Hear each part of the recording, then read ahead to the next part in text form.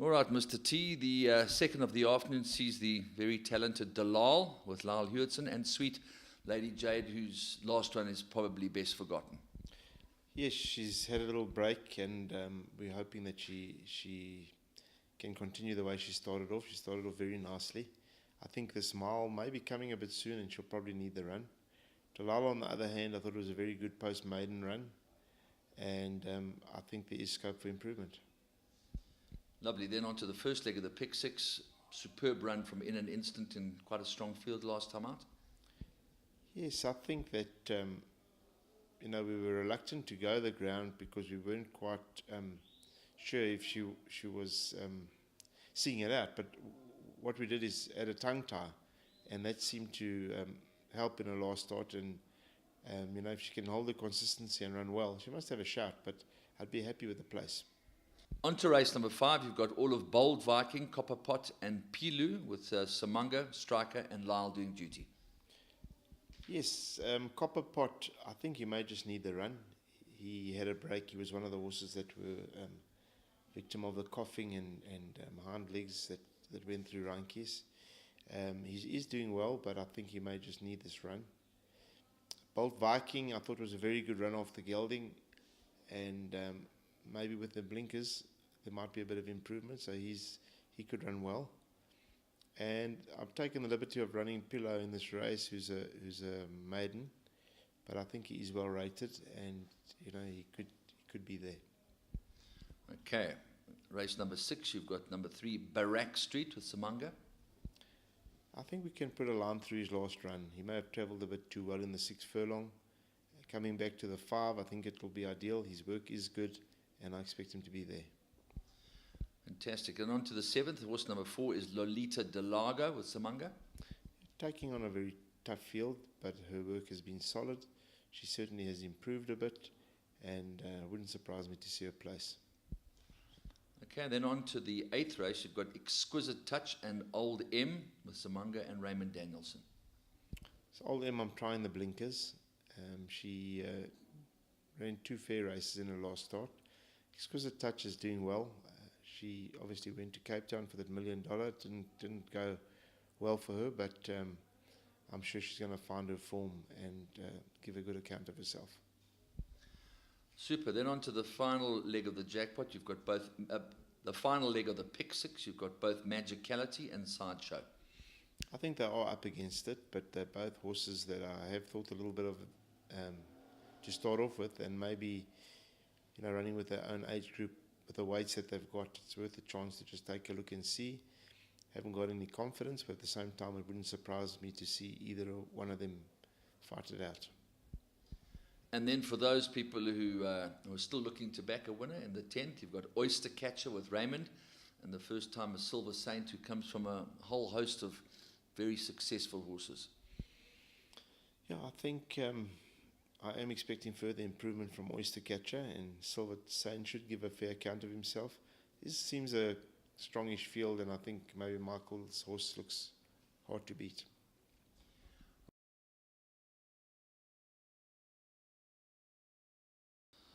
Starting off in the 2nd of the afternoon, Matthew, you've got High Seas Beauty, the daughter of High Chaparral, Callan Murray. She looks just about ready to win.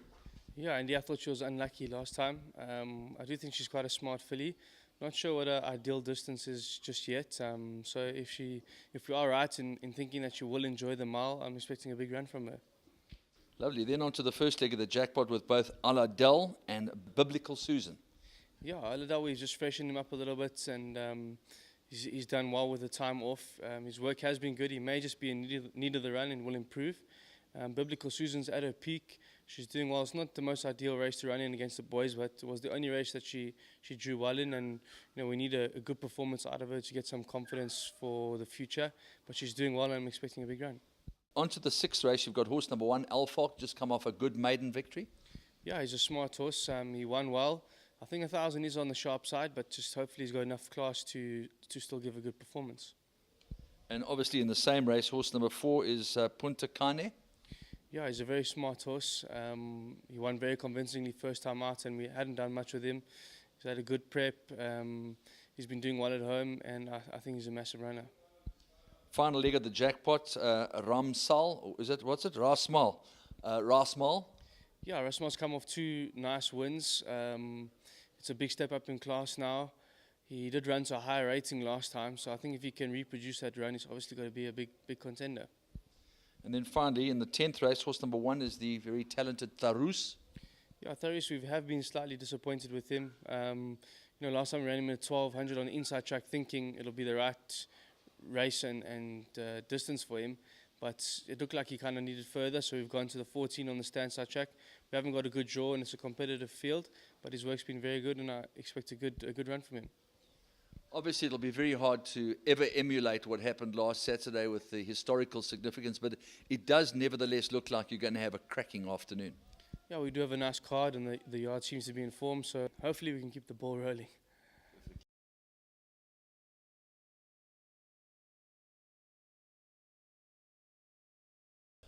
Well, there's an element of irony here that we start in the second race, the first leg of the Bipot, with horse number 6 Bipot, who's got the form to win, but it's a very competitive lineup. Yeah, my sentiments entirely, Andy. I mean, I really liked her last run. I thought it was solid. And she's a filly that's, I think, she's a mile to 2,000 even. She's actually improving all the while as she gets a bit stronger.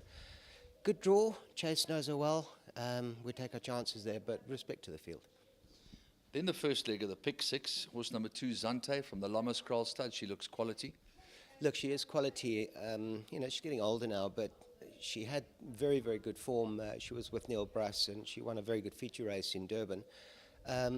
Sadly, she hasn't lived up to that here. I've just been a little bit disappointed with her efforts.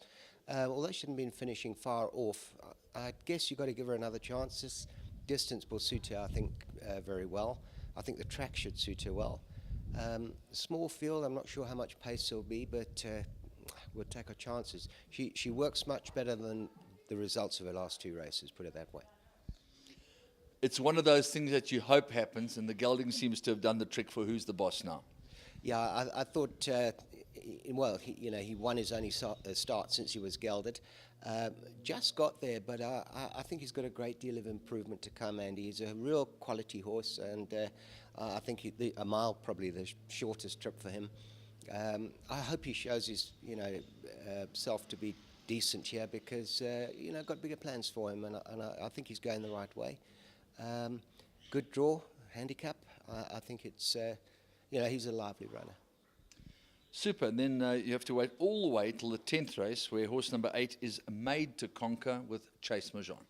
Yeah, now this is his first start from a gelding, and he kind of falls into the same category as Who's the Boss now.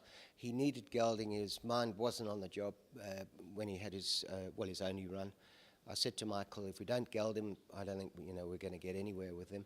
Quality horse, good draw, 14, possibly a shade on the sharp side, and he's shown us some very good work. So definitely, don't leave him out of what looks like a very competitive maiden play. Always nice when you're having winners, and that certainly is the case with the stable. 2 lovely winners early on in the week. Is there anything that you would single out as being, really your strongest hand on Saturday? Well, actually, no. To be truthful, I would put probably Bipot, Who's the Boss now, and Made to Conquer as very good place bets and could win. I really couldn't single any one of them out. I think they're all talented 3-year-olds, and they've all got a good chance in their respective races. And finally, today being the 10th of March, signalled the very first bitter blows of winter. It really was a chilly morning, and it affects us, I know. We're able to dress up, but horses still go to the track more or less clad in the same stuff that they would have been in summer. So obviously you've got to be careful. Look, it's, this morning it was terribly cold, I must admit. We couldn't believe it. We were all standing there shivering. We're blanketing the horses with light cotton blankets already, so yeah, definitely autumn is bitten. And change of season, you often get coughing, mucus, whatever. Got to be very vigilant, that's all.